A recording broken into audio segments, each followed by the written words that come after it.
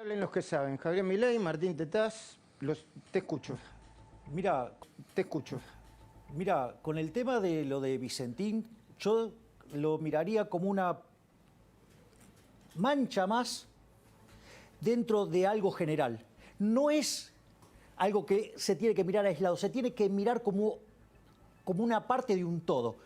Argentina en este momento se caracteriza por un proceso de supresión de los derechos de propiedad, lo cual constituye un delito de lesa humanidad. Cuando es hecho así de manera simultánea, en varios frentes, constituye un delito de lesa humanidad. Y lo voy a explicar por qué. Los tres derechos básicos son el derecho a la vida, el derecho a la propiedad y el derecho a la libertad. Yo pondría el derecho a la libertad segundo, pero no importa, está bien. Vida, libertad, propiedad. Está bien, digamos, pero están en el mismo nivel de está segundo. bien, digamos, sí, el primero es a la vida, porque sin la vida no tenés ni propiedad ni libertad.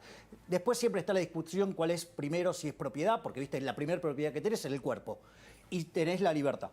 Ahora, el punto es el siguiente. Ahora, cuando a vos te atacan sistemáticamente la propiedad, te matan impuestos, te revientan a regulaciones, te expropian o lo que fuera, ¿qué pasa? Te quitan el medio de sustentación. Al quitarte el medio de sustentación vos te enfrentás a dos situaciones. Una es resistirte al Estado. Entonces el Estado te asesina de manera indirecta porque no te deja producir, quebrás, te quedás sin recursos, te morís. Bueno, los asesinatos que vos denunciaste, por la pandemia. Sí. Pero eso es por la pandemia. No, pero, está bien, pero a ver, Sí, conversa. ahora sí, podemos hacer el raconto de todo esto que constituye un acto de lesa humanidad. Y lo segundo es, si vos querés resistir, querés vivir, te convertís en un esclavo del Estado. Entonces, ¿qué podemos listar acá? Bueno, el caso de expropiación de Vicentín, digamos, está en un directo ataque a la propiedad privada en contra de la Constitución. O sea, la Constitución parece que es un papel que podría estar como la Biblia y el calefón, ¿no?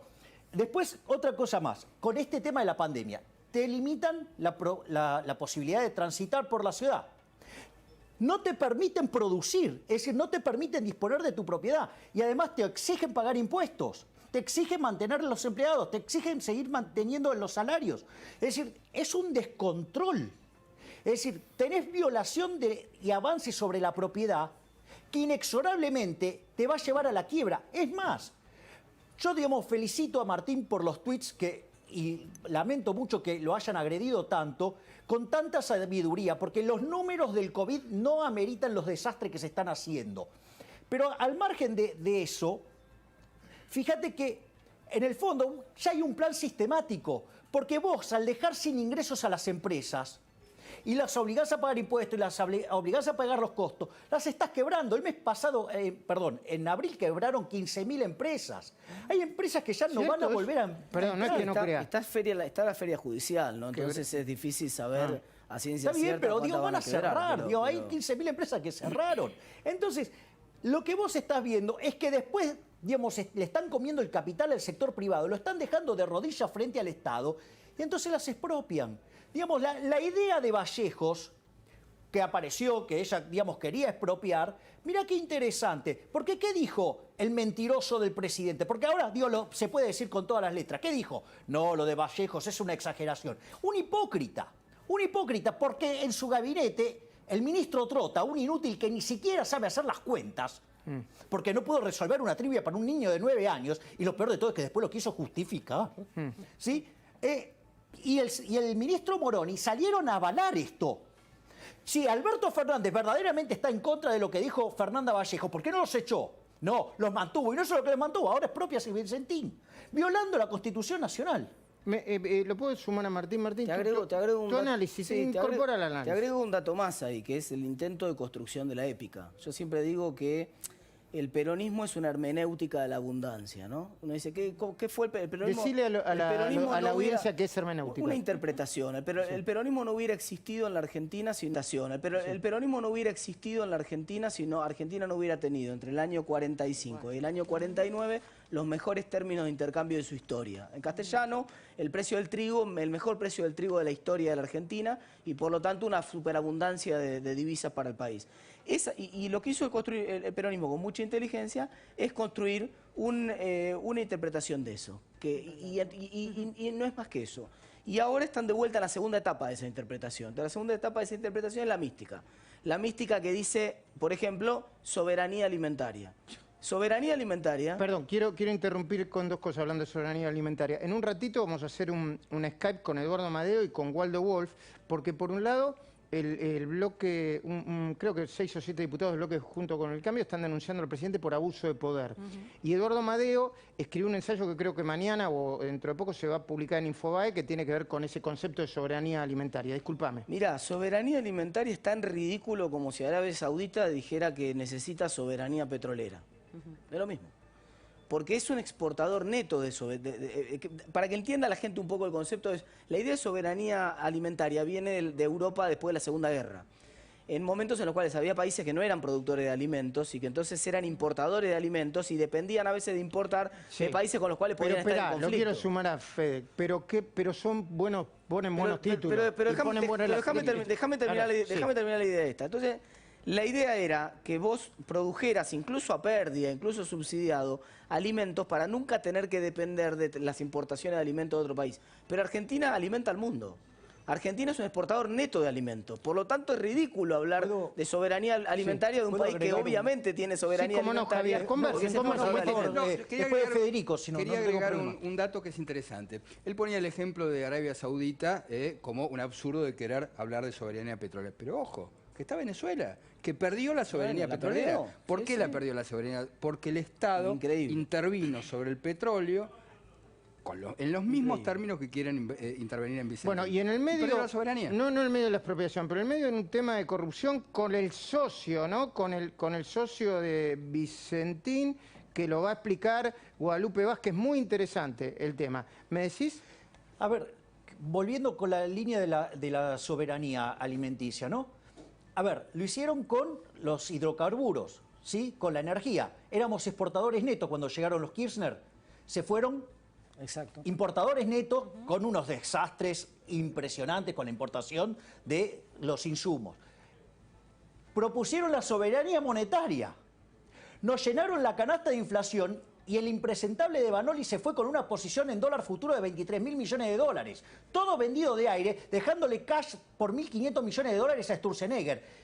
Y no cuento más cosas porque son muchísimo más graves. Y ahora vienen con la soberanía alimentaria. A ver, Argentina produce alimentos para 400 millones de seres humanos y no vamos a poder alimentar a los argentinos si con los que le cobran de impuestos hay alimentos para 240 millones. Es decir, es un escándalo. Es decir, esto lo hicieron en Venezuela. Digo, la gente perdió 10 kilos en promedio. Claro. A ver, voy a hacer algo que no se hace en televisión. Nosotros tenemos una cuarta pared porque estamos transmitiendo en vivo por Instagram TV, ¿no, Franco? Sí. Y cuando transmitimos por Instagram TV, yo voy a saludar a quienes nos están viendo por Instagram TV, que nos están viendo por La Nación Más, ¿eh? Ahora los estoy mirando, ves que la cámara me está tomando de costado y de paso les digo que La Nación Más se pueden ver por todas estas señales, ¿eh? Ya sé que no se hace en televisión, pero ¿por qué no se podría hacer en televisión? Claro que sí. Bueno, me voy a hablar con Pellegrina, pero o cierro con Silvina Martínez el aspecto jurídico y después me meto en el tema empresario. Ustedes mandan, ¿eh? ¿Cómo? Arrancamos primero con Silvina, entonces, me dicen. Bueno, Silvina Martínez, ¿cuál es el problema jurídico del intento? Porque todavía no se concretó la expropiación de Vicentín. Contame.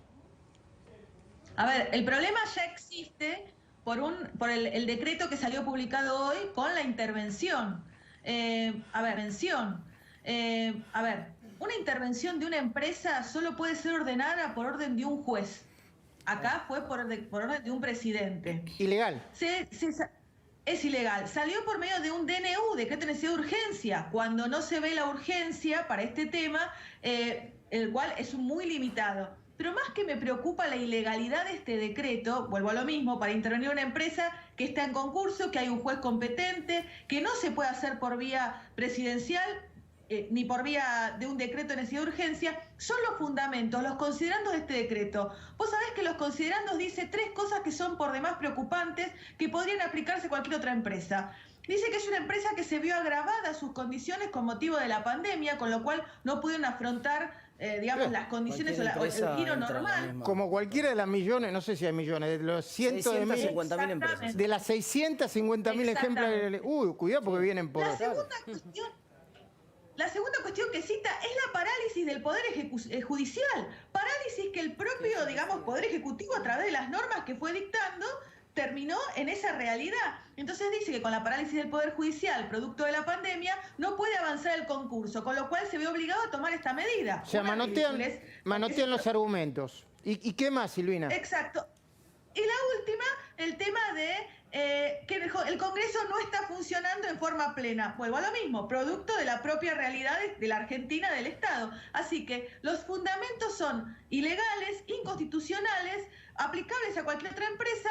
¿Y sabés en dónde reconoce la competencia del juez? En un artículo del decreto donde dice, pero estos interventores que yo designo en forma ilegal le van a tener que rendir cuentas al juez del concurso. Bueno, yo no creo que pase un examen de constitucionalidad este decreto y esta decisión del presidente en el día de hoy. Gracias, Silvina. Hay un concepto que un poco le están planteando algunos analistas, yo lo planteé la semana pasada, que es la feudalización de la Argentina.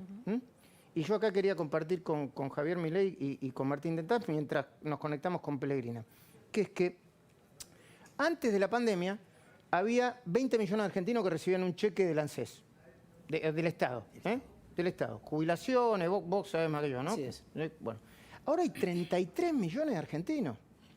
Y yo tengo, una cosa cultural con eso. No estoy diciendo ninguna... no estoy atacando a la gente que recibe un cheque del Estado porque hay muchos que se lo merecen. Hay desde pensadores, médicos, no estoy hablando de eso. Estoy hablando del nivel de dependencia que le puede provocar a una persona psicológica, decir, che, ahora... yo conozco encargados que me pararon por la calle y dijeron, che, ahora, encargados de edificio, ahora mi salario me lo paga. Ahí hay una especie de feudalización, lo que pasa en Santiago del Estero, lo que pasó en Santa Cruz. La idea... Dice Milei, ¿no? Esto forma parte de un plan sistemático. ¿Hay un poco de Santa Cruz ahí, de esa feudalización, Javier? Mirá, yo tengo la sensación de que esto claramente es un plan sistemático. A ver, cuando te dice, pero ustedes los vieron las publicidades, el Estado te paga el 50% del sueldo o los 2 salarios mínimos, ¿no? Eso es falso, es mentira, porque en realidad el Estado no genera recursos. Es decir, el Estado es un ente ladrón, mafioso, que te roba vía los impuestos, ¿sí? Bueno, recordemos que yo tengo una filosofía... anarcocapitalista, ya entiendo, Bien. anarcocapitalista. O sea, para mí los impuestos son un robo. Digo, nadie los paga voluntariamente. Entonces, en ese concepto donde el Estado, para darle algo a alguien, se lo tiene que sacar a otro primero. Entonces, en primer lugar, entonces no es que te lo da el Estado. Segundo, esos ATP que la gente recibe, y eso es una canallada, que los recibe vía ANSES, en realidad es un préstamo que le hace AFIP, que como no tiene recursos, lo hace ANSES, hacia las empresas. Pero a las empresas lo van a tener que devolver. ¡Obvio! ¿Qué creías, que era un regalo? No, la verdad que yo no me metí nunca en el tema, pero no, claro, se devuelven, hay que devolverlos. Y no solo eso. O sea que te prestan para los salarios y con intereses lo tenés que devolver. Obvio. Hay gente que devolvió los créditos, que no quiso saber nada, porque le salía mucho más caro. Sí, claro, al margen de los scratches. Sí. Entonces, pero fíjate la perversión, Luis.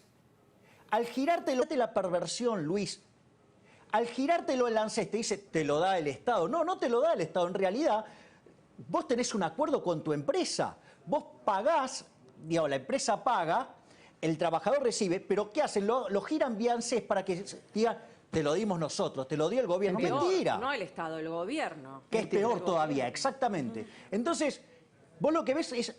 Te digo, volvamos a la idea de un plan sistemático de supresión de los derechos de propiedad, porque eso constituye un delito de lesa humanidad. Las cosas que están pasando en Argentina son las mismas que pasaron en Venezuela, nada más que a una velocidad muchísimo más rápida. Bueno, y hablando de cosas que pasaron en Argentina, una cosa tiene que ver con la corrupción.